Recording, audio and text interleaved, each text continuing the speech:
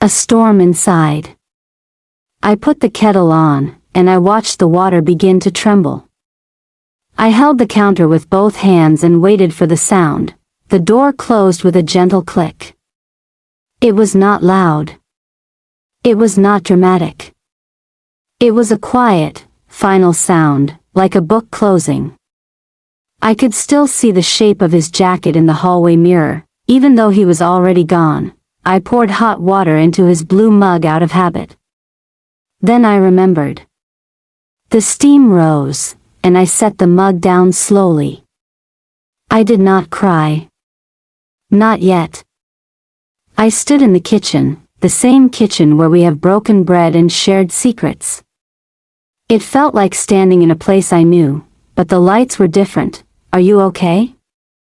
The wall clock seemed to ask with every tick. I wanted to answer the clock. I wanted to say, no. But the clock did not need my words. It kept moving, steady and sure, fade to rain on the window. Piano keeps a slow, soft rhythm. The night before a hospital day is a long night. Hours stretch. Shadows grow. In the quiet, small sounds feel big. The refrigerator hum. The radiator hiss. The small sigh I did not mean to let out. I lifted the blue mug again, an old reflex. I could hear his laugh in my head, the way he would always say the tea was too weak, and I would roll my eyes. Small moments that make a home, all floating in the kitchen air. All the tiny strings that tied us together. He left me when I needed him most. People will ask for reasons. They will lean in and try to understand. They will ask what I did, what he did, how it all began. I do not carry answers like stones in my pocket. I carry moments. I carry the smell of rain, the shape of his key on the table, the heat of the cup in my hands. Our home is modest. A small old house that creaks and settles with the weather, like an older person easing into a chair. The walls know our names. The floorboards remember our steps. It is not fancy. It is ours. The kitchen sits at the heart of it. Yellow paint that looks like sunlight even on gray days. A family table with a scar from a dropped pot. 2 chairs that do not match, because we bought one at a garage sale and kept it. A window over the sink that looks onto a narrow backyard and a fence where ivy tries its best. We moved here in our early 30s, all hope and cardboard boxes. We said we would fix the roof that summer and paint the porch next spring. We made lists and plans. He, with his tool belt and the careful way he measured everything twice. Me, with my notebooks and my quiet joy of making rooms feel warm. Think we'll be happy here? He asked on the first night, sitting cross-legged on the bare floor with a slice of pizza in his hand. I think we already are, I said. Fade to the living room. Soft strings. Evening lamp light. He had gentle hands and a practical mind. He liked to work with wood on weekends, sanding and shaping old pieces of furniture into something useful again. I worked at the community center, sorting flyers, answering questions, and sometimes making tea for people who needed to sit a while. We were not fancy people. We were steady people. On Sundays, we both slept in, then went for walks even if it was raining. He would hold the umbrella, and I would hold his arm. We would share a pastry from the bakery on the corner. We used to talk about trips we might take one day. A late train to the coast. A weekend in a small cabin with a porch and a view of trees. We rarely took those trips, but the imagining of them kept us close. Dinner was our ritual. Simple food. Fish and rice. Soup and bread. Eggs on the nights we were tired. One of us cooked. The other washed the dishes. We took turns without heavy talk about fairness. It was like a quiet dance we both knew well. We ate at the table with the scar, and we told each other small things from the day. Mrs. Patel brought flowers to the front desk again, I would say. Yellow roses. The whole place smelled like summer. Flowers fix almost anything, he would say, half smiling. Almost, I would say, smiling back. Fade to the backyard. Soft wind. The sound of a lawn mower far off. He was not a bad man. I want to say that plainly. He was kind in many ways. He brought me coffee in bed on my birthday, even when he had to leave for work early. He remembered the name of the neighbor's dog and always greeted it. He fixed loose hinges without being asked. He would put his hand on my back as we crossed the street, and I always felt safer when he did. We were not perfect. We had days when we were quiet and days when our words were sharp. We got tired. We got hungry and did not say so. We wanted things at the same time and did not know how to say it out loud. But there was love. There was trying. There was a belief that we were a team. Fade to a small bedroom. Afternoon light, dust motes in the air. The piano slows. 3 years before that night, my mother's health began to change. She forgot small things first. Where she put her glasses. What day it was. Then she fell in the kitchen and bruised her hip. The doctor said, she needs someone close now. He looked at me, and I nodded. I did not think twice. We brought my mother home. We made the small room off the hall into a space for her. Fresh sheets. A soft blanket. The old photo of her and my father at the beach. I bought a night light so she would not be afraid. He moved the dresser by himself and put felt pads on the legs so it would slide easier. He was good with his hands, and I thanked him. Of course, he said. She's family. Care is not a big day. It is 1,000 small days. It is reminders for pills taped to the fridge and laundry in gentle cycles. It is making oatmeal a little thinner so it's easier to swallow.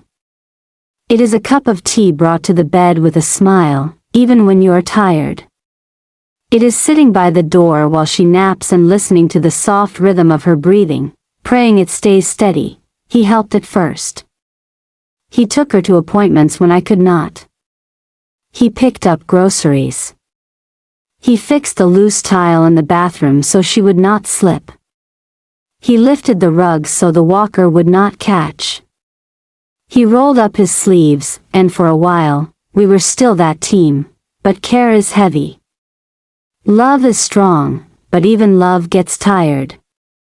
There is a quiet cost to every small act. It builds like snow on a roof. You do not see it at first, and then, when you do, it is already heavy. That winter, he started working later. Overtime, he said, rubbing his forehead. We could use the money. He was right. We could. My hours at the community center were fewer now, because someone needed to be home with my mother. The grocery bill felt higher. The heating bill made me stare a little longer before I paid it. Okay, I said. Do what you have to do. Are you okay? He asked one night, the question catching in his throat. I'm fine, I said. And I meant it, in the way people mean it when they are standing up and breathing. I did not say I was tired. I did not say I felt like a cup with a slow, small crack that we started to miss each other.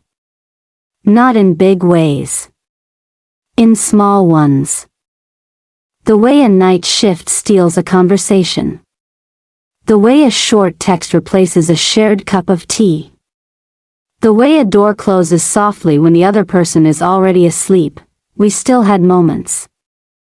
Sunday morning pancakes, when my mother was having a good day and took a nap after breakfast. A walk to the corner and back, our hands in our pockets, shoulders touching now and then. A laugh about a silly TV show we both liked. The pieces were still there, but they were spread out, like someone took our puzzle and scattered it across the table. Did you know the neighbors have a new baby? I asked one evening. I saw the balloons, he said. They named him James, I said. I like that name. It's a strong name, he said, nodding. Then came the morning when I found something that made me sit down on the edge of the tub. I will not give you long words for it. You know what it is. Many people do. A small, hard place where there was not one before. I touched it again, then looked at my face in the mirror. It was my face, and yet, I felt like a visitor in my own skin. I told myself it was nothing. I waited a week. Then another. Waiting turns into fear when the calendar moves forward. I told him one night while we washed dishes, I found something, I said softly. Where? He asked, turning off the tap. I pointed, and he put the dish down. We should get it checked, he said, his voice steady, but his eyes not steady at all. 2 weeks later, I sat in a waiting room with a magazine in my lap I did not read. He said he would meet me after work. I watched the door every time it opened. People moved in and out. He did not walk through. It will be okay, a nurse said when she called my name. Her hand was warm. I nodded, because nodding is what I could do. The doctor was kind. He used words like further tests and options and soon. I kept my focus on a calendar on the wall with a photo of a mountain. It looked strong and far away. I wanted to climb it and sit on the top and breathe air so clean it would wash my fear. When I came out, he still was not there. I checked my phone. A message blinked back. I'm sorry. Stuck at work. How did it go?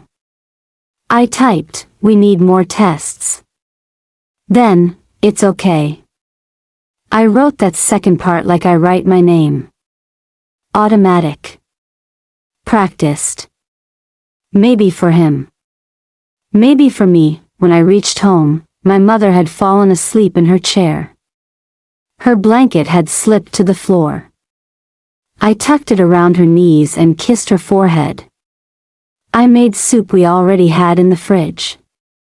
I sat by the window and watched the streetlight blink on. I waited for him. He came late. He took off his shoes and stood in the doorway, rain on his jacket, his face pale. I'm sorry, he said. How are you? I'm tired, I said. We can talk tomorrow. He stood there a moment longer, then came and sat beside me. He took my hand in both of his. For a moment, we were quiet and together. Then the moment passed, and we went to bed. The next day, I wrote dates on a piece of paper and stuck it to the fridge. Consultation. Scans. Blood work. Possible surgery. I wrote them neat and small so they would fit. He watched me do it and nodded. He went to work. I tidied the house. I made tea for my mother and told her about the roses in the neighbor's yard. We still had our life. I still believed in our home. He still kissed my forehead before he left. I still told him to eat lunch, like he might forget if I did not say it. This is how we kept going, step by step. This is how we stood in the same room and tried not to lean on the same wall too hard that I did not know then how close we were to the night he would leave. I did not know what fear would do to both of us. If I had known, I do not think I would have changed my kindness. I would have still made tea.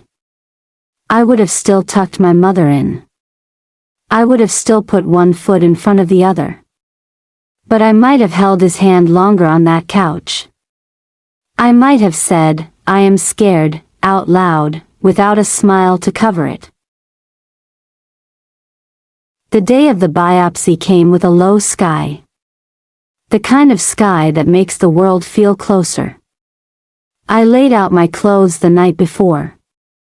A soft shirt.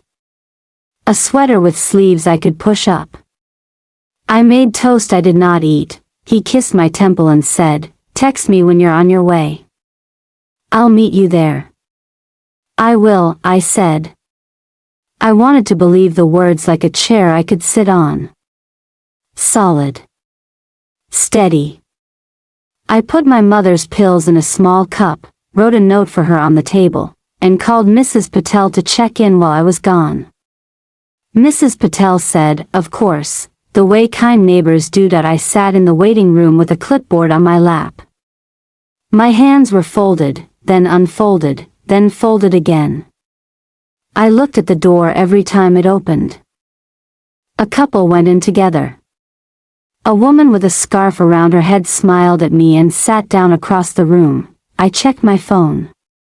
No new message. I typed, "I'm here."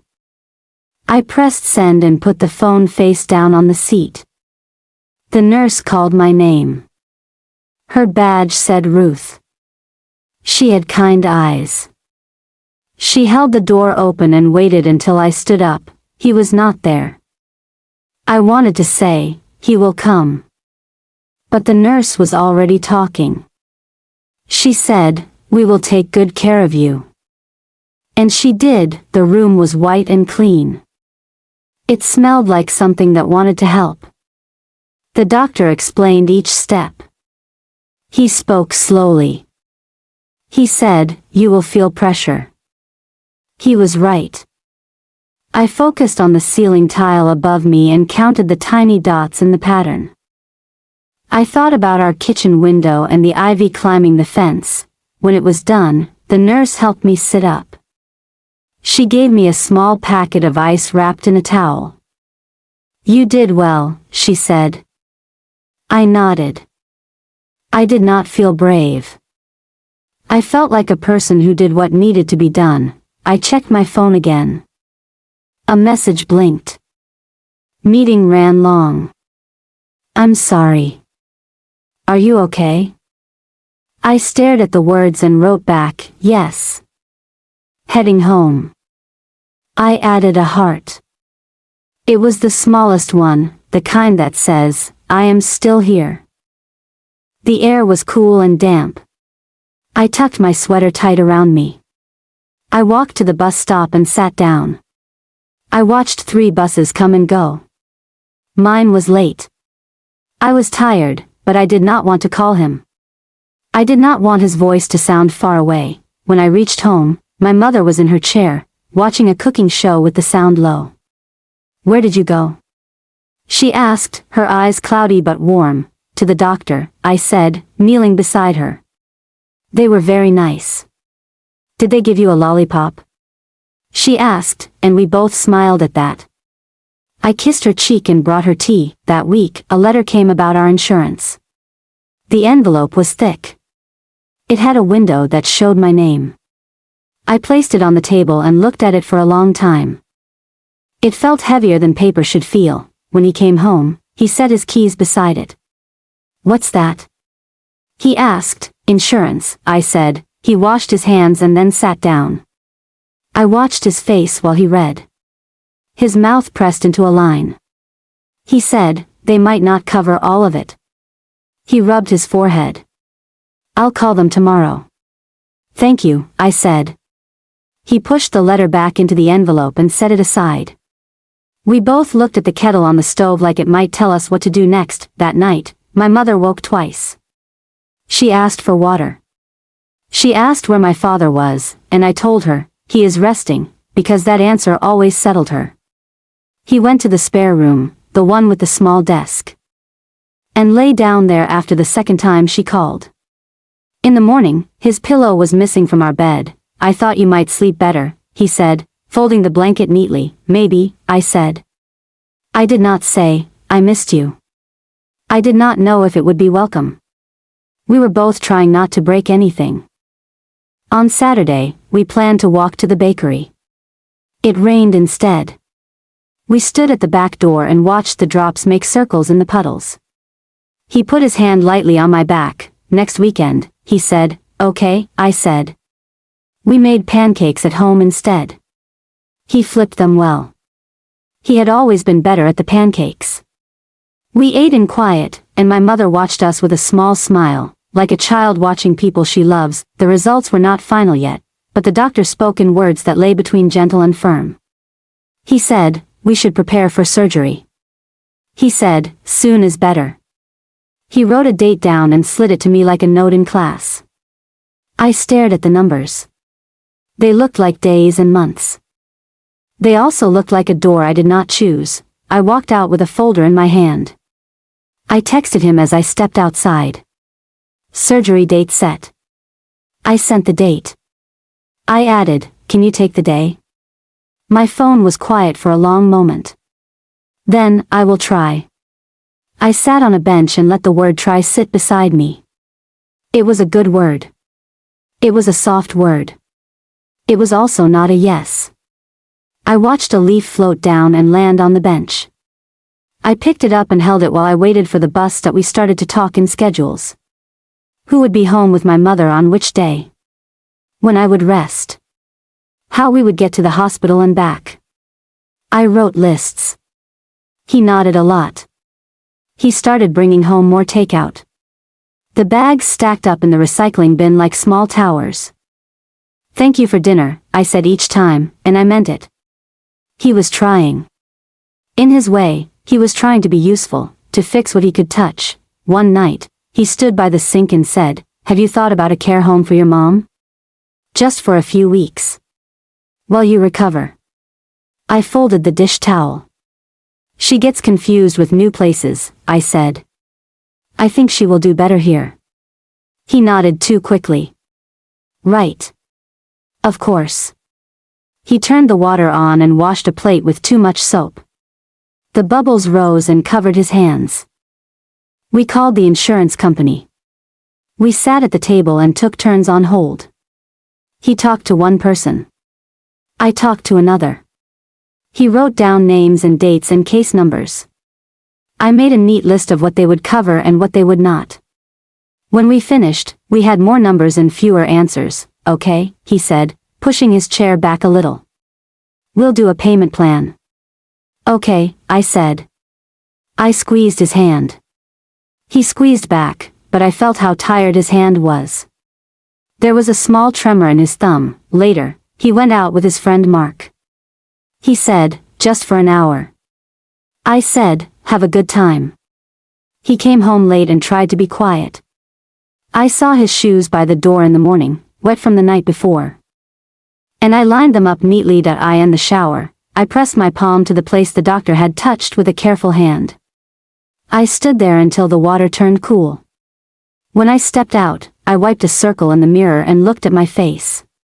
I practiced saying, I am scared, in a whisper. Saying it felt like opening a window a small inch. At breakfast, I tried. I am scared, I said, my voice small. He lifted his eyes. Me too, he said, almost at once. His voice caught. He looked down at his bowl and pushed cereal around. I don't know how to do this. I don't either, I said.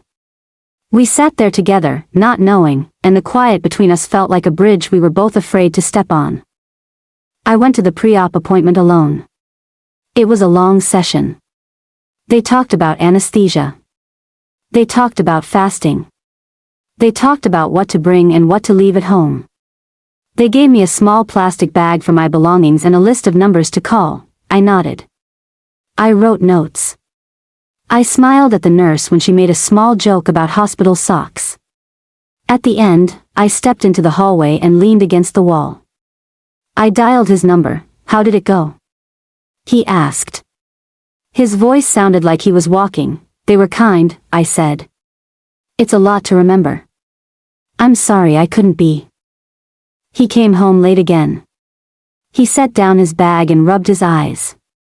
Long day, he said. I know, I said. Do you want to go over tomorrow's plan? In a minute, he said, and he went to take a shower. The minute turned into 20. I sat with my notebook and watched the steam creep under the bathroom door. My mother called from her room, and I went to her. When he came back, I was rubbing lotion into my mother's hands. They feel like paper, she said, and I kissed them. He stood in the doorway and watched us. Then he went to the kitchen and opened the fridge that he left a receipt by the fruit bowl. It was from a bar. 2 drinks. A plate of fries. I picked it up and then put it down again. I did not want to make stories about it. I did not want to carry a new weight I did not know how to name. Did you eat? I asked when he came back in. I grabbed something, he said. Do you want anything? No, I said. Thank you. He nodded. He looked at my hands. You should rest, he said, like a duty he had to say. I said I would. I did not that at night. My mother sometimes woke and called out. Hello? She would say, like she was in a big room and someone might be there. I would get up and sit on the edge of her bed. I'm here, I would say. You are safe. He started sleeping through it. I could not blame him. We were both tired. One night, she tried to stand and stumbled. I reached for her and we both fell against the dresser. I caught most of the weight with my shoulder. It hurt, but I did not make a sound. I eased her back to bed, and she sighed like a child. In the morning, I moved slower. He noticed. Did you fall? He asked, pouring coffee. We're okay, I said. Just a bump. He looked at the small bruise blooming on my upper arm. His eyes filled with something like fear. He reached out and then pulled his hand back. We need more help, he said. I know, I said. I will ask Mrs. Patel's daughter to come sit with Mom a few hours a week. Good, he said. He was trying to build a plan like a scaffold around us. I saw it. I was grateful. We were still missing each other in the middle. The nurse at the clinic told me about a support group. I went one Thursday afternoon. There were 6 of us. We talked in simple words. We did not try to be brave in big ways. We were brave in small ways. We told the truth about fear. We laughed at small things that were funny because they were real. A woman named Elena said, my partner sits with me during chemo and tells me jokes. He is bad at jokes. We all smiled. Another woman, whose name I did not catch, said, my husband left. I am still here. She said it like a fact. She said it like she had decided to be the one who stayed with herself. I drove home with the radio off. I watched the road and felt how big the sky was above the street. When I pulled into our driveway, the porch light was on. I paused in the car and took one slow breath before I went inside. That he sat on the couch with his laptop open. He looked up and smiled with the corners of his mouth. How was it? He asked. It was good, I said.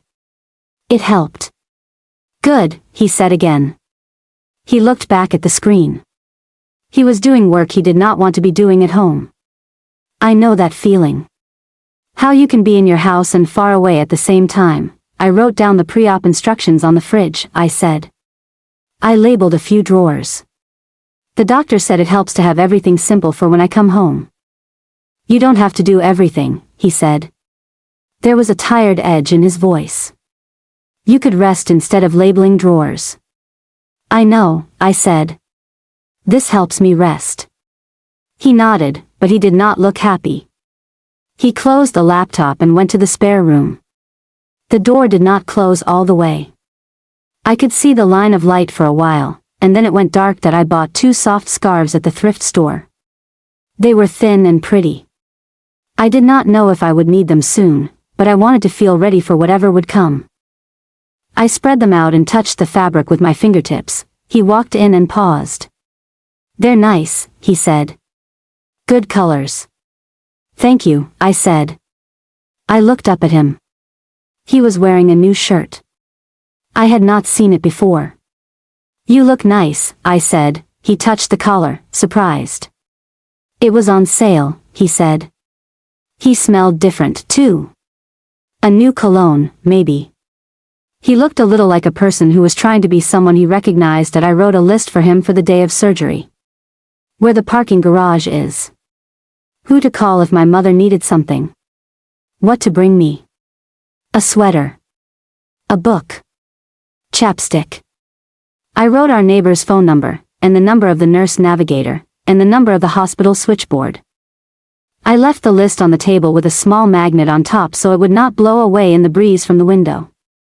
He came in and looked at it. He picked up the magnet. He read the list twice. Okay, he said. I've got it. Thank you, I said. I reached for his hand. He let me hold it for a moment. Then his phone buzzed, and he pulled away to answer it. That I started to write a letter to him. I wrote, if I do not wake up, know that I love you. Then I crossed it out. It felt like inviting something I did not want to invite. I wrote, if you ever feel alone, I hope you remember the way the kitchen smells when I bake bread. Then I folded the paper and put it in the top drawer. I stood there a long time with the drawer open, looking at folded towels. I thought about how many things we put away in our home. Not just towels. Words. Fears. A softness we did not know how to share without making a mess. A week before the surgery, he came home with red eyes. He had not been crying. It was the kind of red that comes from not sleeping enough. He set his bag down and leaned against the wall. I might not be able to get the whole day off, he said. He rushed the words, like he wanted them out of his mouth before they changed shape. There's a deadline. I told them about your surgery. They said I could come for part of it. I nodded. The world tilted for a second, then straightened. Okay, I said. If you can just be there when they take me in, that will help me. I will try, he said. There was that word again. I held it carefully. He looked at me like he was waiting for a different answer. I did not have one to give. On Sunday, Mrs. Patel's daughter, Leah, came over to meet my mother. She was gentle. She spoke softly. She made tea and asked my mother about the photo on the dresser. My mother told a story that was half true and half dream. He watched from the doorway with his arms folded. She seems nice, he said after Leah left. She is, I said. She will come for 3 afternoons next week. Good, he said. He looked out at the yard.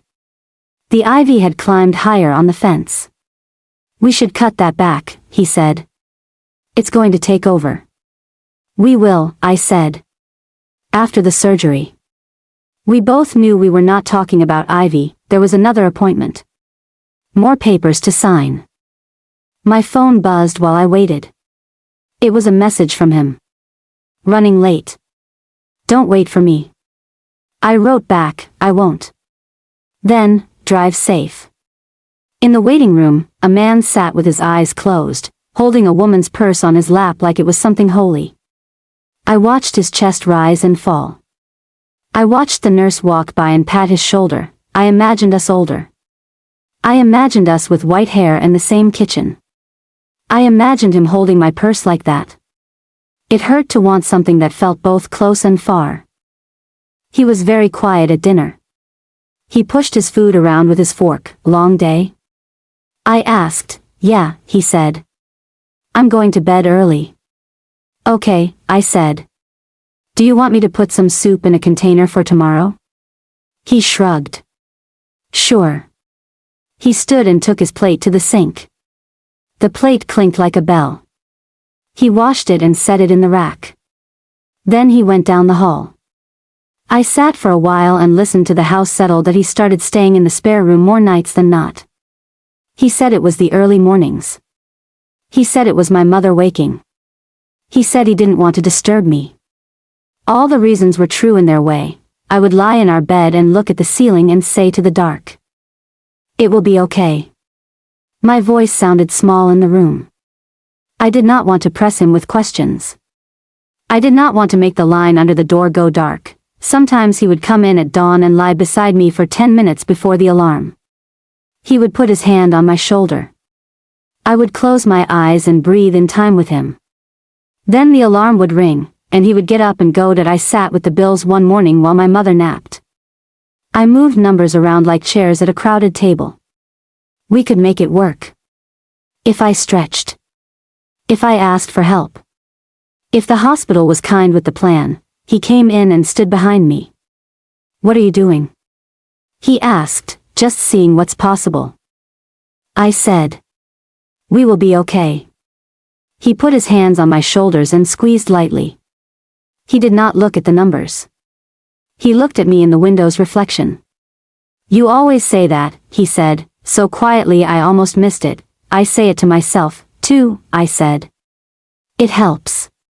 He made a small sound, like a laugh with no air. Then he walked away. I packed a small bag. I put in the soft sweater, the chapstick, the book with a ribbon 2 chapters in. I put in a tiny jar of lotion because the smell of it makes me calm. I wrote 2 notes for my mother. One for morning. One for afternoon. He watched me from the doorway. "They will take care of you," he said. "I know," I said. "Will you? Will you be there when they take me in?" He looked down. "I will try," he said again. He was not unkind. He was not cold. He was simply not steady. The ground under us felt the same. I sat on the porch after my mother went to bed. The street was quiet. I wrapped a blanket around my shoulders and looked at the dark sky. I tried to count the few stars I could see. He came out and sat beside me. We did not touch. We looked out at the same quiet street. "Do you remember when we moved in?" I asked. "We slept on the floor that first night." He smiled. It reached his eyes for a second. "We ate pizza and used a box as a table," he said. I tripped over a lamp cord. "You swore at the cord," I said, and we both laughed. The laugh was small and kind. It faded, and the quiet settled again. "I don't want to lose us," I said. He swallowed. "Me neither," he said. He did not reach for my hand. I did not reach for his. We sat there like 2 people waiting for a bus that might not come the morning before the surgery came, like any morning. I made toast for my mother. He checked emails. I felt calm and not calm at the same time. I moved through the house, touching things. The back of a chair. The edge of the table. The smooth handle of the drawer. My phone buzzed with a reminder. Surgery tomorrow. 7:30 check-in. I pressed OK. I poured tea into the blue mug out of habit. I set it down in front of his place at the table. He came in, saw the tea, and smiled. "Too weak," he said, in the old playful way. "I know," I said. "I made it that way on purpose." He took a sip and made a face. I waited with my bag by my feet and my scarf tied firm. The door was open to the porch and the steps I have swept 100 times. I could hear a car door somewhere close by. I could hear my own breath in my throat. He had said, "I need to grab something from the car." He had smiled a thin, careful smile. He had stepped out with his wallet in his hand. I tightened my fingers on the strap of the bag and listened. I took 2 steps to the doorway and looked out. The street was still. The space where our car sits was empty. A small dark patch on the pavement showed where a puddle had been. I stood very still. I felt it before I thought it. The empty space made the shape of a choice. I called his name once. Soft. The sound went nowhere. It fell like a small stone and stayed close to my feet. I stepped onto the porch and looked up and down the street. A cat crossed the road, quick and sure. A bus growled 2 blocks away and moved on. The morning held its breath. There was a small piece of paper tucked into the crack of the door. It was folded twice. I would have missed it if the wind had not lifted the edge. I reached for it with a hand that felt both mine and not mine. My name was on the outside. Inside, the words were few. They were written fast. I'm sorry. I can't do this. I'll call you. That was all. No date. No promise. Just the quiet sound of a person stepping away. I held the note a long moment and let a breath move through me. I did not tear it. I did not drop it. I put it in my bag like it was a document I might need to show someone later to explain why the air felt thin. I went to my mother's door and looked in. She was sleeping. Her mouth was a small, soft line.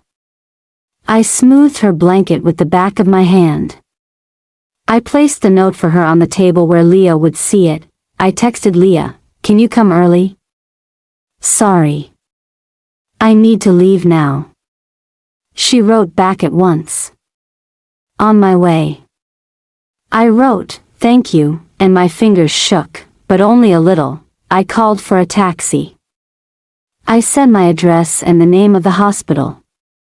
The dispatcher said, 10 minutes. I said, okay. I hung up and stood by the kettle. I did not make tea. "Good morning," the volunteer at the desk said. Her smile was soft. She pointed to a sign that said, "Surgical check-in." I stood in line and looked down at my shoes. The floor was very clean. The woman in front of me was humming under her breath.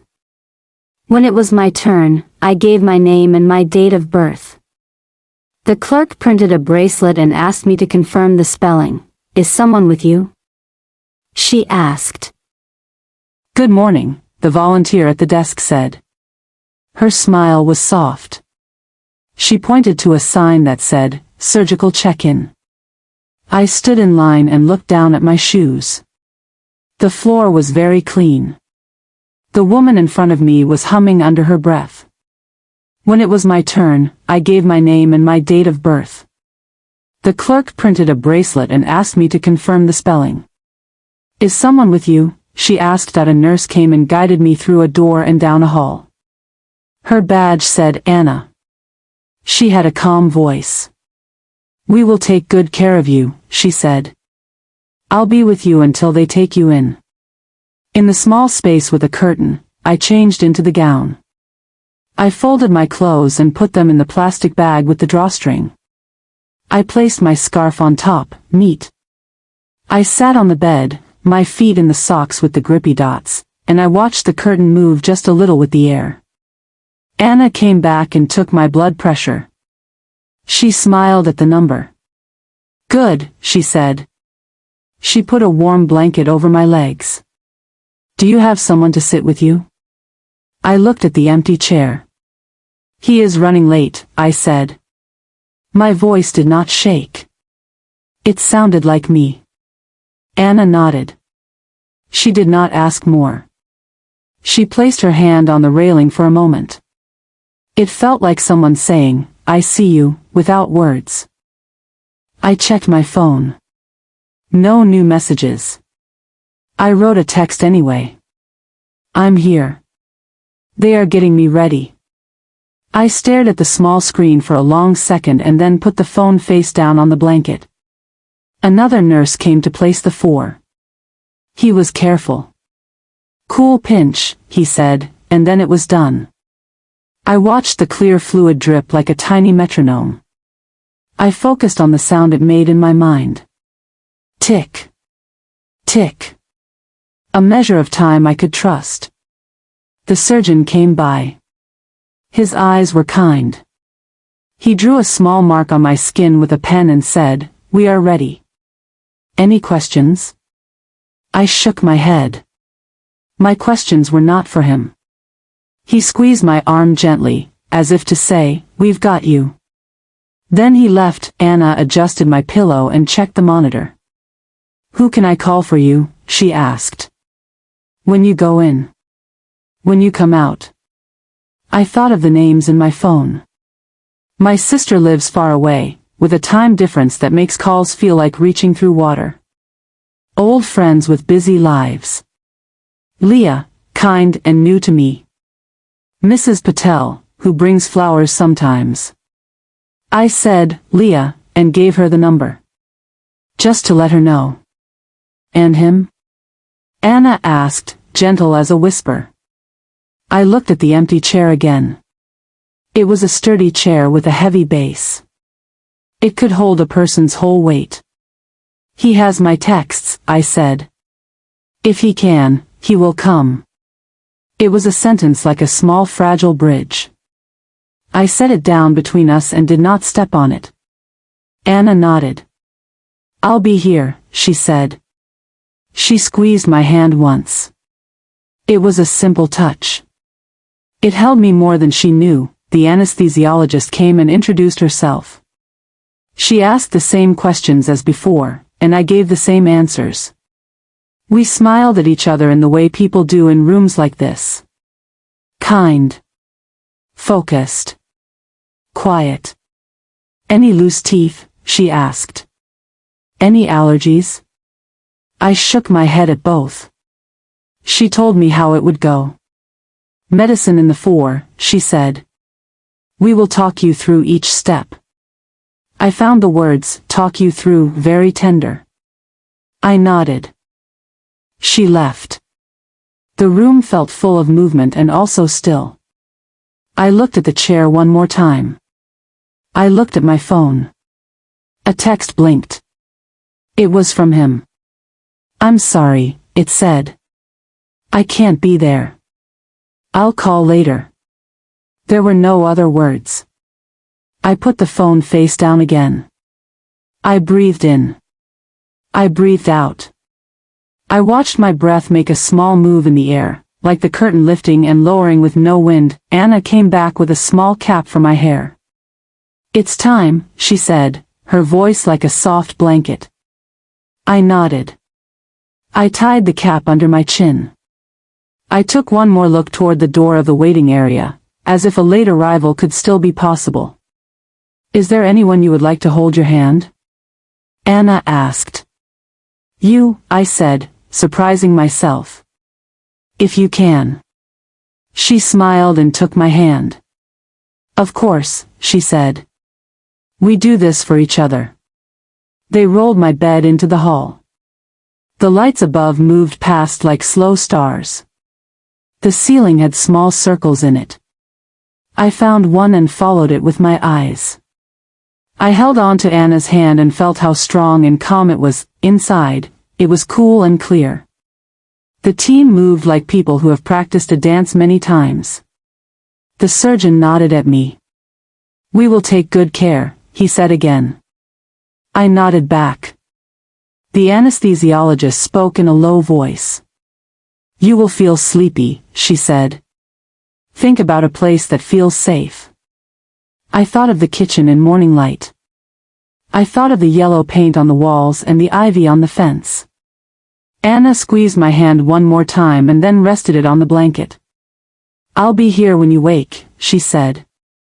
I believed her. The medicine moved in my arm like cool water. The room softened. The edges went kind. I breathed in. I breathed out. I let the world become quiet that I woke to a voice saying my name as if it was a small bird on a windowsill. I opened my eyes. The light was softer now. The air was warmer. Anna's face was above me, a little to the left, the shape of care. You're okay, she said. It went well. I let the words come into me like warm tea. I nodded. I did not try to talk right away. I let my body be a body and not a planner. They moved me to a recovery room. It had a window with a thin tree outside. The sky had become pale blue. The hours had moved while I slept. The clock on the wall said 2 in the afternoon. Anna stood at the foot of the bed with a clipboard. I spoke to Leah, she said.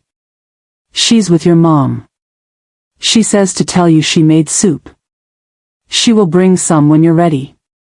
Thank you, I whispered. My throat felt dry. Anna handed me a spoon with ice chips. They melted and felt like relief. "Do you want me to call anyone else?" she asked. I looked at my phone on the table. The screen was dark. I knew what I would find if I pressed it. A simple message and then the quiet. "No," I said. "Not now." Anna nodded. "Rest," she said. "I'll be just outside." She pulled the blanket smooth and stepped away. Pain came in and sat down near me. It was not fierce. It was a heavy guest. It told me I was here and not at home. It told me something had changed and could not be unchanged. I closed my eyes and saw our porch light.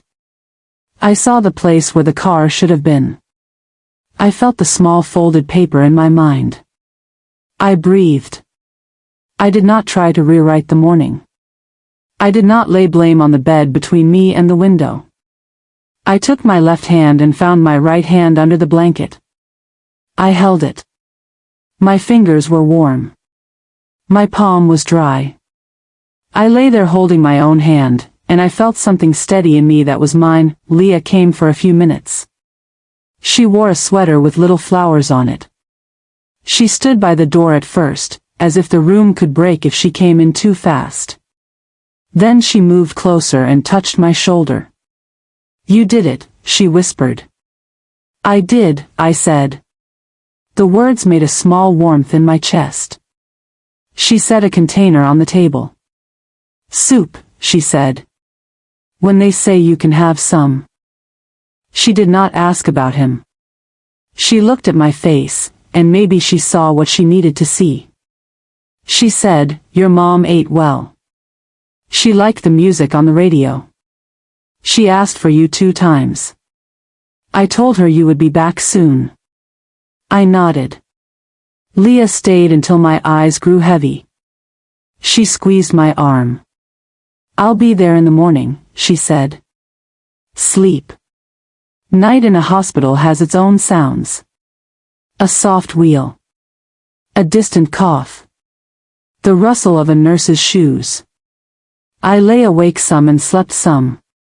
When I woke, I watched the little light on the machine blink. It felt like a lighthouse in a steady fog. I opened my phone once. I scrolled to his name and typed, "The surgery went well. I am okay." My thumb hovered over, "Send." I sent it. I put the phone face down again. The room did not change. The night moved. I dreamed my mother's kitchen from my childhood. I was small and sitting on a stool, watching her ice a cake. She looked at me and said, "You can stand on your own feet, little one." In the dream, my feet touched the floor with purpose. I woke with the taste of sugar and tears that did not fall. The surgeon came in with a smile that reached his eyes. "You did well," he said. "We removed what we needed to remove. We will wait for the final results, but I am hopeful." "Thank you," I said. The words were small and full. He nodded and left. Anna came with tea and toast. She watched me take a bite. "Good," she said. "You're strong." "I don't feel strong," I said, my voice low. "Strong doesn't always feel like loud," she said. "Sometimes it feels like this." She gestured to the cup in my hand. Sipping and breathing. I checked my phone. No reply. The message sat there with the small time stamp beside it. I closed the thread. I opened a new one. I wrote to myself. "You are here. You did the thing you feared. You are kind. You are not alone." I read it twice, like a prayer. Around noon, a social worker came to talk about home plans. I told her about Leah. I told her about my mother's confusion some days. I did not say his name. She nodded and wrote notes. "We will support you," she said. "There are people to call if you need them." "Thank you," I said. It was a sentence I had said many times in 2 days. It still mattered each time. They said I could go home the next day if all stayed steady. Leah would pick me up. She texted, "I'll be there at 11. I wrote back, "Thank you." My words were small and many. They made a path ahead. I slept again. I woke to the afternoon light like a sheet on the wall. I thought of our bedroom. I thought of the spare room. I thought of his shoes by the door, lined up neat because I had lined them up. I felt a tide move in me and then go out. That evening, the nurse brought a small bouquet someone had left at the desk for me. A note from Mrs. Patel. "Sending sunshine," it said. "Yellow flowers. The kind that last." I pressed my nose to the petals and let the scent fill my head with something warm that I do not know where he slept those nights. I do not know if he looked at a clock and thought of me. I only know the shape of the chair by my bed and the way it stayed empty. I know the way Anna's hand felt in mine, and how it stood in for something I had wanted and did not get. In the early hours, I did not make promises to myself about the future.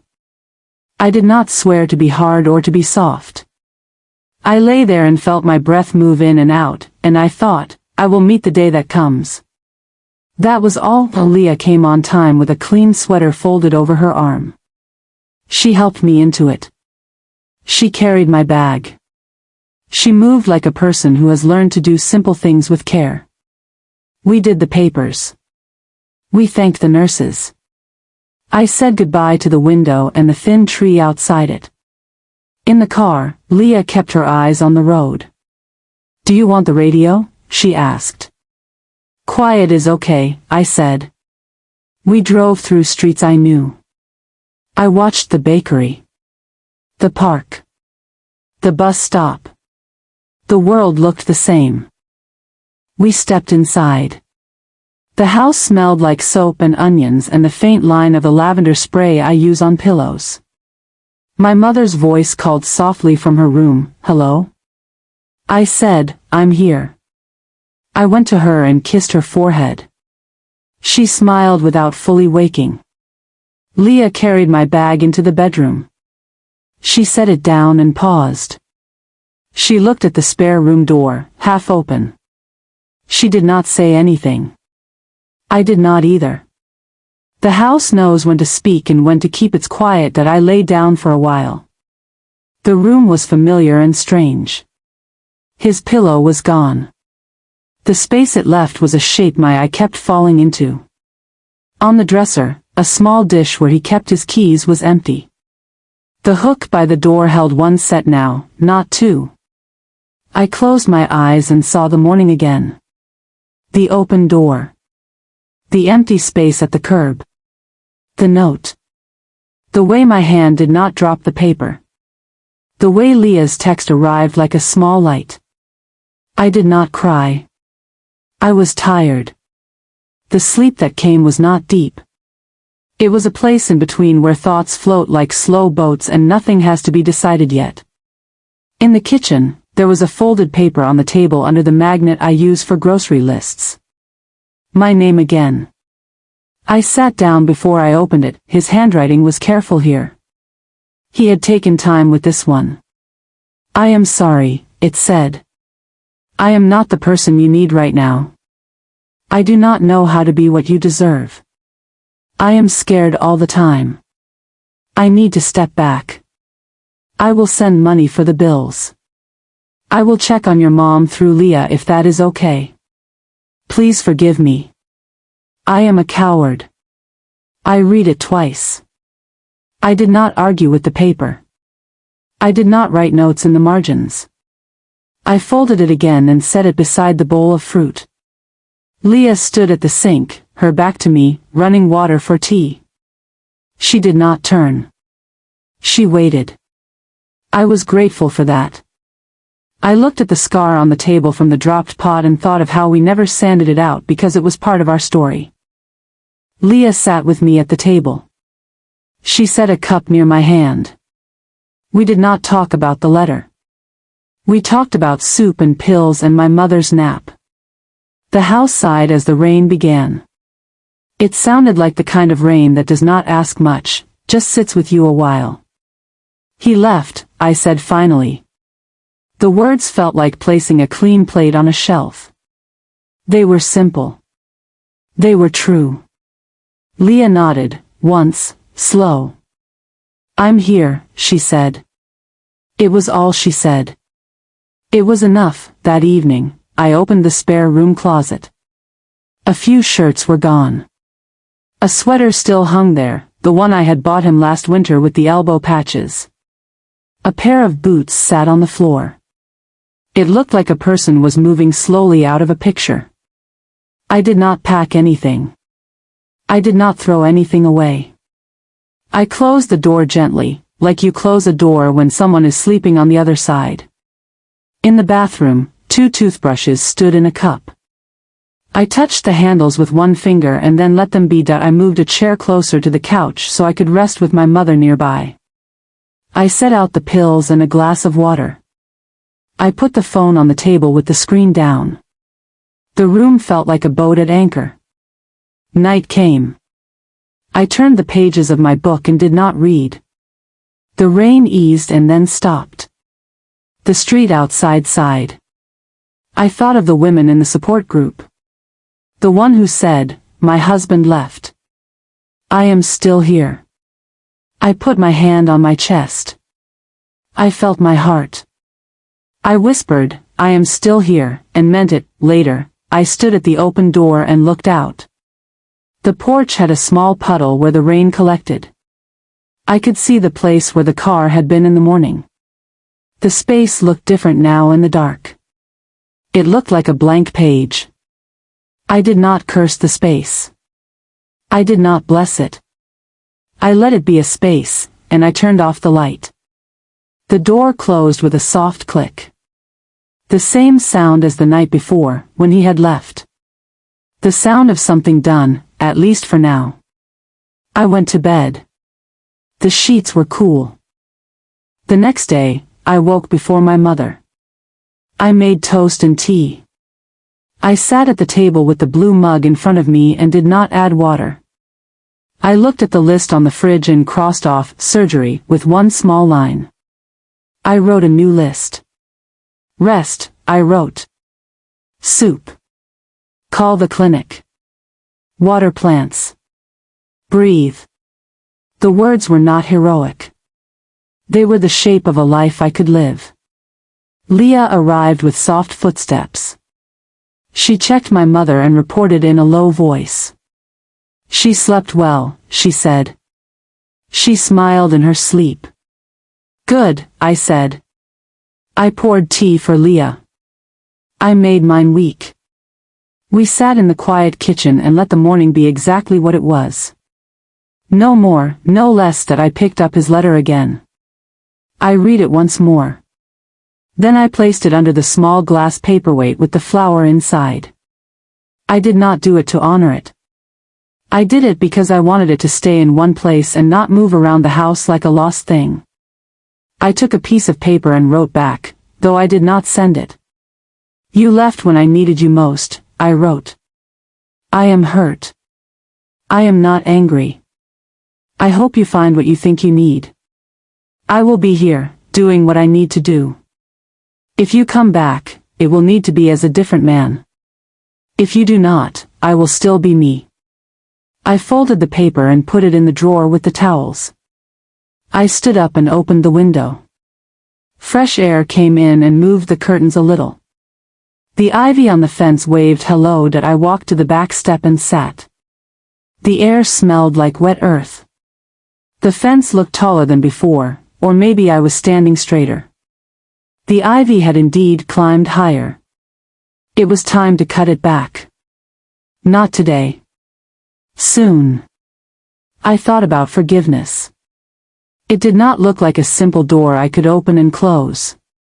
It looked like a path with uneven stones. It looked like something I could walk when I had the strength. I thought about love.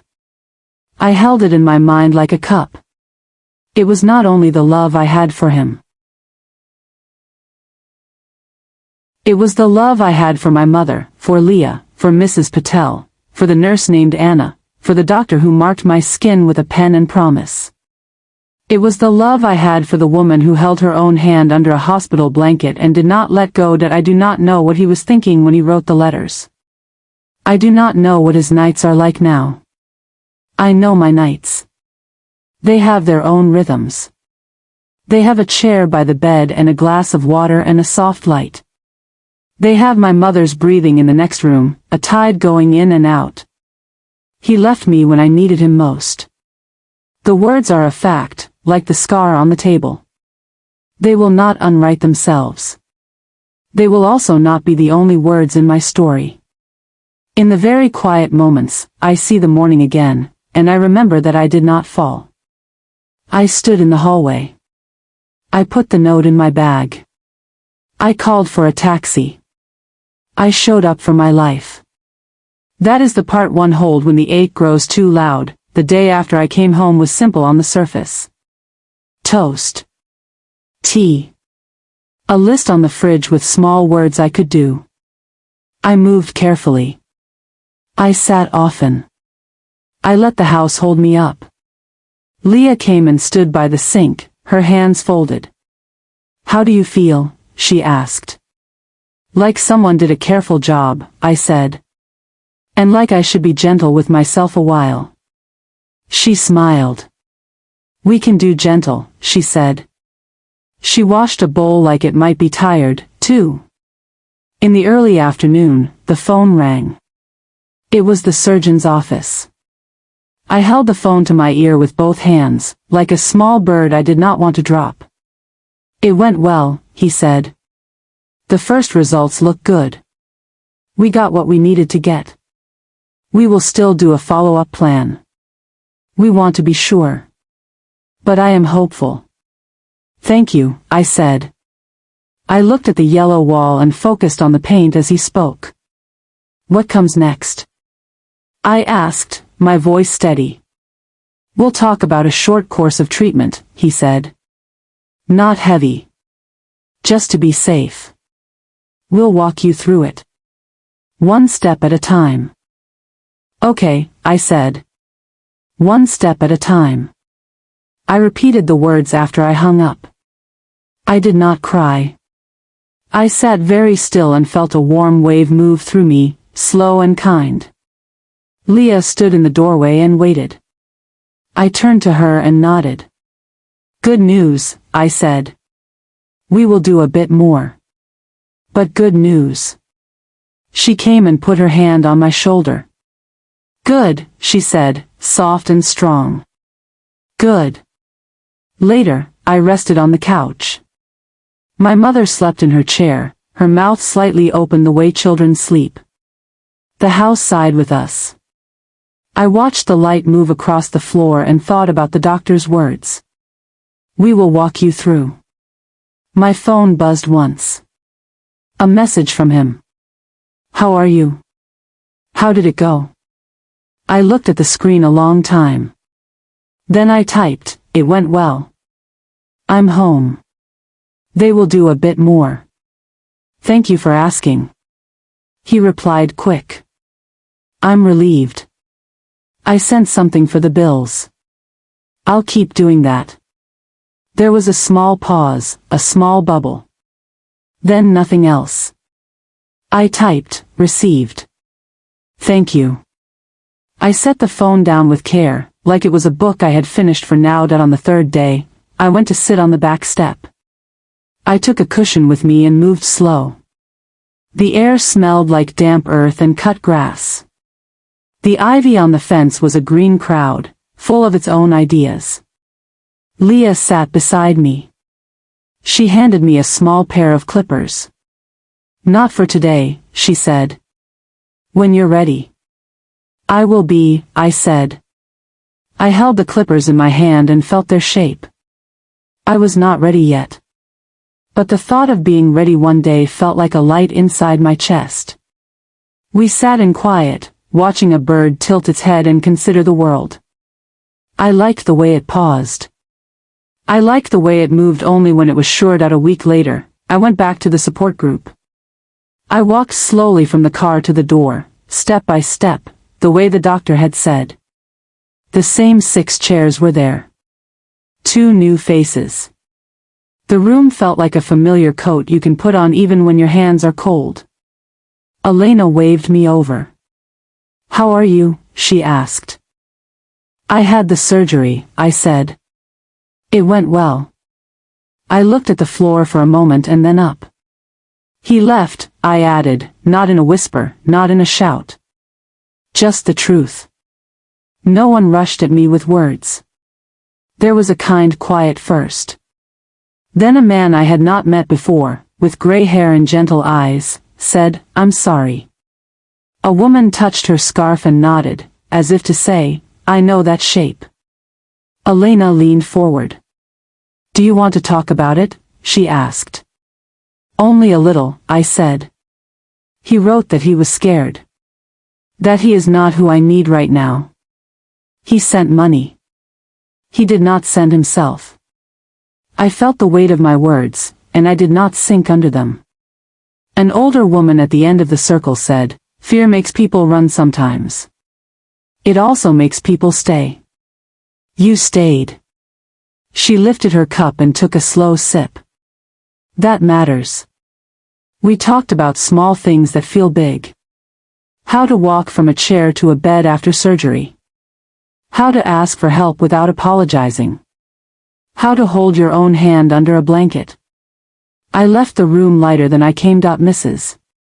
Patel came by with a small pot of lentils, yellow and warm. She set it down and took my face in both her hands. "You are a strong one," she said, and I smiled because I wanted to accept the gift of that sentence. "We have good news," I said. "They think they got it all." "Good," she said. "Eat. Sleep. Call if you need. I have 3 sons, and none of them know how to make rice like you do." We laughed. The laugh did not hurt. It felt like the door letting in a breeze. After she left, I ate a small bowl and sat with my mother while she watched an old show. She laughed at the same joke 3 times. I laughed each time, because it was a good one, and because my mother's laugh is music I never want to waste. I stood at the spare room door and looked in. The sweater with the elbow patches still hung there. The boots waited like quiet animals. I got a box from the hall closet and placed it on the floor. I did not pack fast. I folded one shirt. I touched the sweater and then left it where it was. I put a pair of socks in the box. I set the boots beside it. I was not making a statement. I was making space for air. On the desk, a small screw sat alone, the kind that rolls to the edge and is caught by chance. I put it in the dish where his keys had been. It made a new, small purpose there. That I opened the towel drawer and took out the letter I had written to him and not sent. I read it again. The words were simple. They were mine. I folded it back into the bottom of the drawer and laid a fresh towel on top. We do not always need to send the words we write. Sometimes the saying is for the person who holds the pen. The follow-up plan was gentle. A few weeks of short sessions. Kind nurses. Warm blankets. A bell in the hallway that some people rang when they finished. I watched a woman ring it one day. She cried and laughed at the same time, and the sound was both new and old. Anna was not there, but I found another nurse with a calm touch. Her name was Joy. She wasn't loud. She said it with a soft voice that made the word feel like a blanket. "If you need to stop and breathe, we can stop and breathe," she said. I nodded. We did. He texted once in that time. "How are the treatments?" he wrote. I answered with small facts. Short. Gentle. "I'm okay. Leah helps with Mom." He wrote back, "Good." Then, "I'm sorry." I did not answer that part. Some words you absorb like rain. They pass through, and you dry in the sun. When I was steady enough, I started taking a short walk each afternoon. To the corner and back. To the bakery window to look at the tarts I did not buy. To the park bench for 3 songs worth of sitting. I watched old couples share a bench. I watched a boy teach his grandmother how to take a photo on her phone. I watched a dog decide to lie down in the exact middle of a path, and I watched its owner laugh and wait. One bright morning, I picked up the clippers Leah had given me. I stood by the fence and looked at the green. It was thick at the top, thin at the bottom. It had tried its best, and so had the wood it held. "Ready?" Leah asked from the step. "Ready," I said. I reached up and clipped one stem. It made a small, soft sound. I clipped another. We worked slow. We left some, because too much change at once can shock a thing. We made space for light. The fence looked like it could breathe again. So could I. We sat on the step and drank water. My hands smelled like green. "Thank you," I said. "You're welcome," she said. She looked at me and then away. "My father left when I was little," she said. "Sometimes I think of him like a boat that could not stay at the dock. I still look at boats. They are beautiful. I also love the shore." I nodded. "I like the shore too," I said. We did not have to say more. Bills came. I opened them and made a neat stack. I called the numbers and set up plans. I put dates on the calendar. He sent money when he said he would. It arrived like a light rain on a thirsty plant. Useful. Quiet. It did not change the shape of the soil. I sent him one message. Received. Thank you. He wrote back, anytime. I let it be. I found a rhythm. Morning pills. A short rest after lunch. The soft socks with grippy dots for my mother when she walked to the bathroom. A thought before bed that was not a worry. I am here. Some nights I felt a sudden ache, like a wave that surprises you when you think the sea is calm. I let it rise. I let it wash my face with quiet tears in the dark.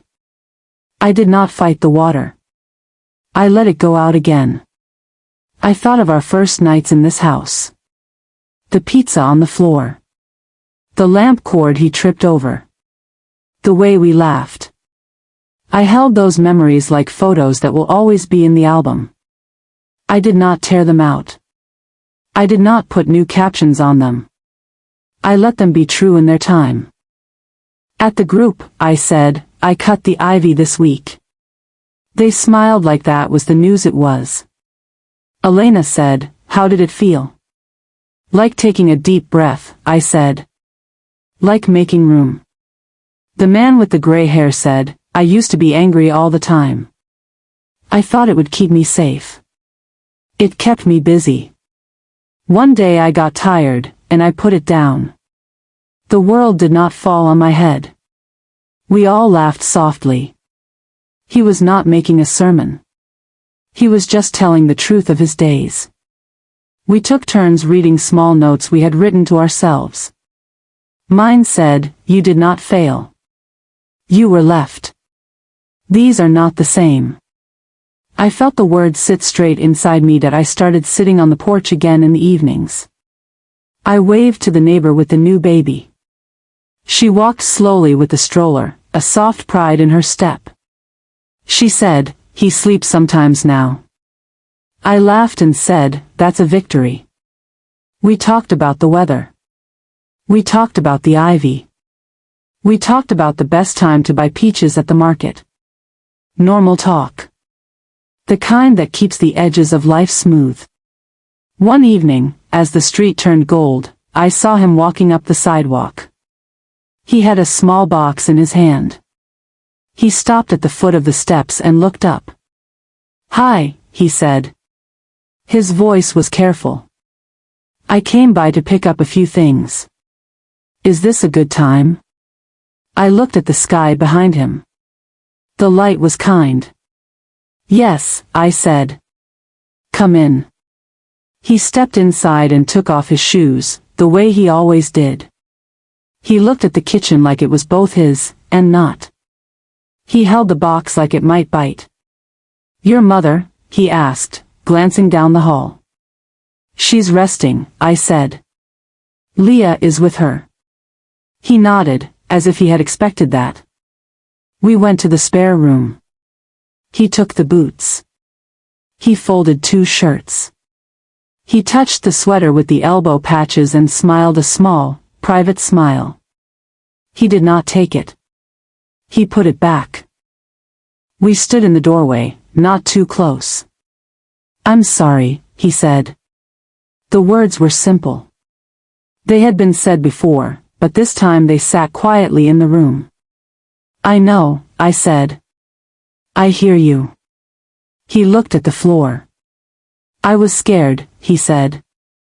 I still am. I was scared too, I said.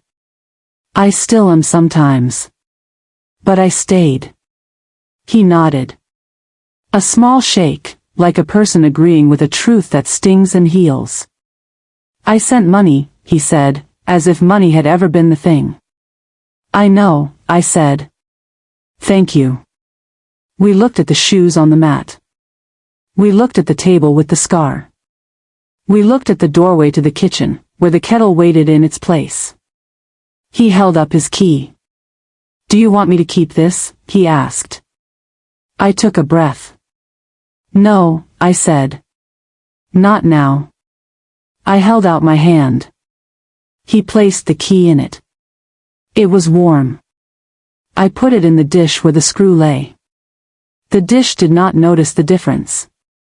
I hope you heal, I said. You too, he said. He hesitated. Do you forgive me? I let the question sit. I did not rush to fill it. I am working on it, I said. Forgiveness is a path. I am on it. I am walking. It is not for you to ask me to hurry. It is for me to do in my time. He nodded. He did not argue. He looked around once more. The house did not lean toward him. It did not lean away. It stood. Take care, he said. Take care, I said back. He went to the door. He put on his shoes. He did not look back. The door closed with the same soft click as before. This time, the sound felt like a period, not a tear. That I stood by the sink and drank a glass of water. My hands shook just a little. Leah came from the hall and looked at me. I nodded. It was okay, I said. We were kind. She touched my arm. Good, she said. Do you want to sit a minute? I do, I said. We sat at the table. We did not talk about him. We talked about soup. We talked about tomorrow's plan. We let the house breathe.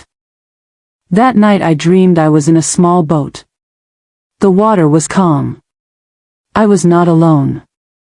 Not because someone else was in the boat, but because the stars were above me and the shore was in sight. I woke up with the feeling of gentle rocking still in my bones. I turned toward the empty space where his pillow had been and felt no panic. Only space. I shifted my own pillow into the middle of the bed and slept again. That I wrote a short note and placed it on the mantel. We are okay, it said. We are moving forward. It was not to him. It was to the house. It was to the woman who lives in it and the mother who naps in the chair. I watered the plant beside it, the one that had wilted a little during the hardest week. It lifted its leaves with a slow grace. I learned from that plant. It did not rush its return. On the last day of the short treatments, the nurse asked if I wanted to ring the bell. I looked at it. I thought about sound. I will ring it in my head, I said. She smiled. That counts, she said. As I left, I touched the wall lightly with my fingers and whispered, thank you. I walked to the car with Leah, the sun on our shoulders. We were quiet and steady. He texted that evening. "Did you finish?" I wrote back, "Yes." He wrote, "Good." Then, after a moment, "If you ever want to talk, I'm here." I looked at the words. I wrote, "Thank you. Not now." It was simple and true that I set a small birdbath on a brick near the fence. My mother watched me from the door, her face soft and curious. "What is that?" she asked. "A place for birds to drink," I said. "Do birds get thirsty?" she asked, her voice like a child's. "They do," I said. We watched a sparrow land on the rim and tilt its head. My mother clapped softly. "Good," she said. I put my arm around her. "Good," I said too. At the group, I said. He came by and returned the key. Elena's eyes softened. "How did it feel?" "Quiet," I said. "Like the end of a sentence I can understand." We talked about forgiveness again. Not like a clean, single thing. More like a path with soft bends. The man with the gentle eyes said, "Sometimes forgiveness is just putting the heavy bag down and walking a little lighter." I nodded. I could feel the strap on my shoulder loosen a notch. Rain came that night. Not the sharp kind. The kind that sounds like someone quietly sweeping the world. I made tea and held the warm cup. I stood at the window and watched the drops make circles in the birdbath. I thought of all the hands that had held me up in the past weeks. Leah, with her steady quiet. Mrs. Patel, with her flowers and food. The nurses, with their calm and their blankets. The people in the circle, with their truth. My own hands, holding my own hand under a hospital blanket. I was woven into something stronger than one person's leaving. That I looked at the dish by the door. The key lay there, beside the small screw. I thought of how doorways hold so much. Hellos and goodbyes. Steps in and steps out. I touched the key once and then let it be. I opened the door and smelled the rain. The porch light made a warm circle. A moth came, circled once, then rested on the wall. I watched it breathe. That I started to write in a small notebook. Not long entries. A few lines each day. What I ate. What I felt. What the sky looked like at noon. Who I thanked. What I forgave in myself. One day I wrote, "Being left is not the last line of my life." Another day I wrote, "I can ask for help and still be strong." The lines made a path across the page. I followed them. The list on the fridge now read, "Walk. Call mom's doctor. Eat fruit. Laugh once." I liked the last one. Some days I laughed at a small thing, like the way the cat 2 houses down pretended not to care about birds. Some days I did not laugh. Those days, I smiled at least. It counted. Leah found a playlist of songs my mother remembered. She sang along to one, her voice thin but sure. I joined in when I knew the words. I lay down for a nap and thought of him, not as a wound, but as part of the story. The beginning with boxes and pizza. The middle with the ivy and the spare room. The leaving with the paper in the door. The after, where I sat on the step with clippers and cut back what had grown too wild. I did not press myself for answers I did not have. I did not judge the woman who stayed. I rested in the middle of my bed and let my breath count time. That I thought about calling my sister. I had not wanted to worry her. The time difference made it hard. That evening, I dialed anyway. She answered with surprise, then warmth, then quiet as I told her the shape of the weeks. "Oh," she said. "Oh. Then, I'm sorry. Then, I'm proud of you." "Thank you," I said. She said she would call more. She said she would send a scarf she had knitted. "It is not perfect," she said. Neither am I said, smiling. It's a good match. I lit a small candle one night and sat with the letter under the paperweight. I did not read it again. I just sat with it, the way you sit with an old friend you have nothing to say to anymore, but a kindness still rises. I forgive what I can, I said into the room. I forgive what I can't yet, later. The flame moved. The room was quiet. The words did not need an answer. I blew the candle out and went to bed. The smoke rose and disappeared, leaving the air a little sweet. 2 birds found the water. They took turns. They splashed in a wild way, then stood very still, little chests moving fast. I laughed out loud and put my hand on my stitches. Easy, I told myself, and sat down. My mother came to the door and watched them too. They look happy, she said. They do, I said. So do I. It surprised me a little to say it, and then it didn't. It fit like a shirt that had needed washing and was clean now. The doctor smiled again. You are healing well, he said. We will keep an eye on things, of course. But today is good. Thank you, I said. I had become very good at that sentence. It still tasted honest. On the way out, I saw a couple sitting close, their hands knotted together. I wished them well in my head. I wished myself well, too. Good wishes are not sugar. They are food. Leah brought a small cake with white icing. Just because, she said. We cut 2 small slices. My mother clapped. Is it my birthday? She asked. Why not? I said, and we sang. We were off-key and happy. We put a candle in her slice, and she closed her eyes before she blew it out.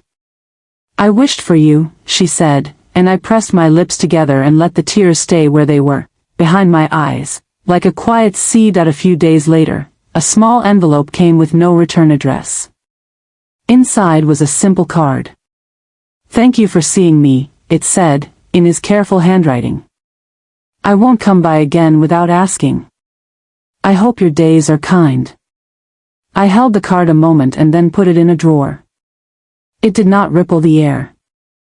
I wrote a line in my notebook. Kind days. I underlined it once.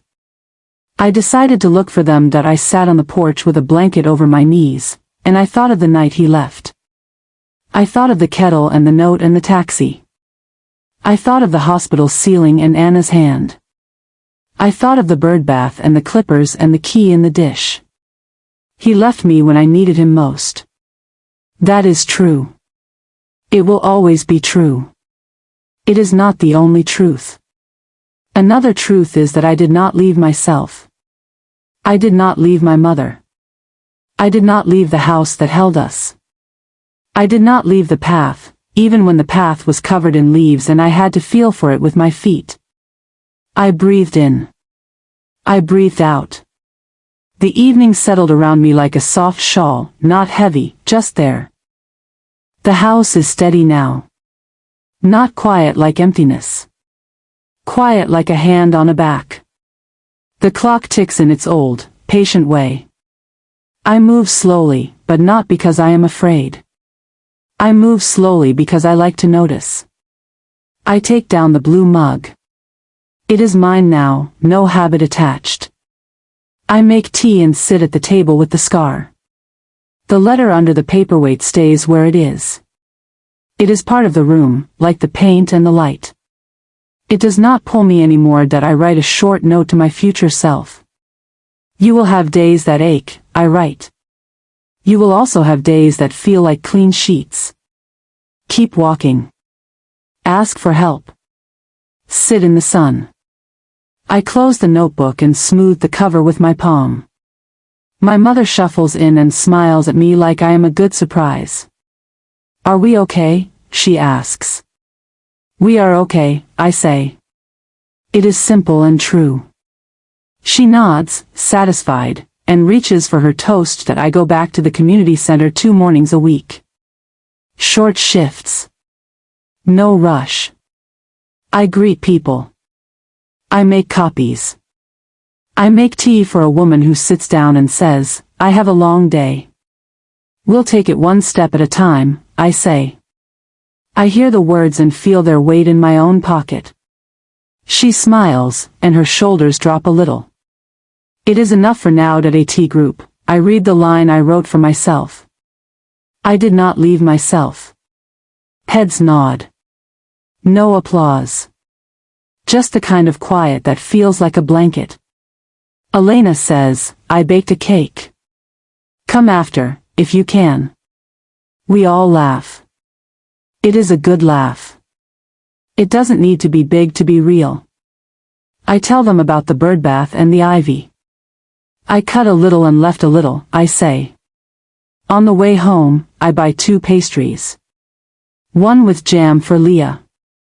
One plain for my mother. The girl behind the counter asks, anything else? Just this, I say, and I mean the day too. Just this. It is enough. We eat at the table and talk about the neighbor's baby. James, I say. A strong name. My mother nods like she remembers an old song. That is a way to live, the man with gentle eyes says. A little at a time. I trim a few more vines. I let the rest hang and sway. The birdbath is busy today. A sparrow, then a robin, then a sparrow again. My mother claps from the step. They know where the water is, she says. They do, I say. So do we. Leah smiles at that, and we sit a while without talking. The air smells like green things and soap from the morning. The key in the dish is mine. It looks simple. It is not heavy. I pass it with my hand each day and feel nothing sharp. Forgiveness is still a path I am walking. Some days it is a smooth path. Some days it has stones. I stop when I need to. I drink water. I keep going. Sometimes I think of him and hope he is learning to be kinder to himself. I do not write it down. I just let the hope be a small, quiet light and then move on with my day. That I sit on the porch with a blanket and watch the street finish its work. The neighbor with the stroller pauses and says, he slept for 2 hours. We both grin like children. A cat makes a big show of ignoring the birds. The world keeps offering small, good things. Inside, the kettle starts its easy song. I let it sing. I do not rush. I like the way the sound fills the doorway, gentle and sure. I get up when I am ready and pour a tea night. I lie in the middle of the bed and listen to the house. Pipe settling. A branch touching the glass, then sliding away. My mother breathes in the next room, a steady tide. I say to the dark, you did well today, and I let that be the last thought before sleep. When I wake at 3, I do not feel alone. I reach for my own hand, the way I learned in a bright room with a calm nurse. I fall back to sleep on a small island of peace. That I add one more line to the list, be kind to the person you are. It looks right there on the white edge. It looks like a thing that will help. He left me when I needed him most. That is part of my story, but not the whole of it. The rest is here, a yellow kitchen, a scar on a table, a birdbath that keeps collecting circles, a daughter who stayed, a house that listened, friends who showed up, a nurse who held my hand, and a woman who learned to hold it too. If you are listening in a room that feels too quiet, breathe with me. You can ask for help. You can cut one vine. You can ring your bell in your head. You can make tea weak or strong, just how you like it. You can be sad and still be steady. Tomorrow I will make pancakes and cut 2 more stems of ivy.